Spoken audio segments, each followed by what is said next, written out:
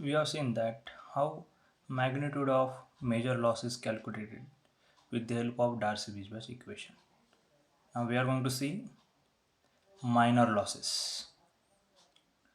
Now already we have defined minor losses. Minor losses are nothing but they are the losses induced in the pipe flow because of disturbance in the flow pattern. That means whenever there is a change in the velocity of flow, minor losses take place in the fluid flow. Now so many factors are responsible to carry out this change in velocity of flow within the pipe flow. So now let us see first cause, that is loss of head due to sudden expansion or enlargement. Now here, as per our university syllabus, we are having only final expressions related to all these different cases. So if there is a sudden expansion or enlargement, the head loss that will take place within the pipe flow is V1 minus V2 bracket square upon 2G.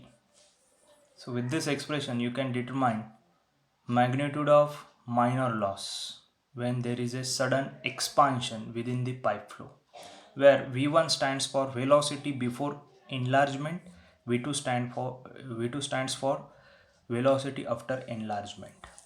Now second entity is loss of head due to sudden contraction. Whenever there is a sudden contraction, if you observe this figure, so here one pipeline is given. So initially the pipe has larger diameter and at the end it has less diameter. So here case is sudden contraction. So the head loss take place, it is 0.5 V2 square upon 2G. So with this expression you can determine magnitude of minor loss when there is a sudden contraction. So loss of head at the entrance is also observed. So this is also a minor loss, and that you can calculate with the help of this formula. H entrance is equal to 0.5 V2 square upon 2G. Next entity is loss of head at exit.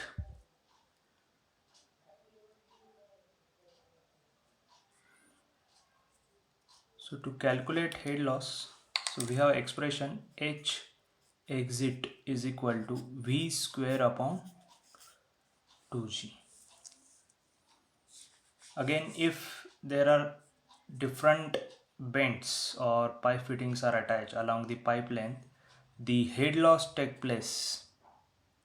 It is K times of V square upon 2G. Now this K value depends upon type of bend and type of fitting. So this is how we can calculate the magnitude of head loss if we have sudden expansion, sudden contraction, then entrance exit, and if pipe fittings are there or bends are there, right?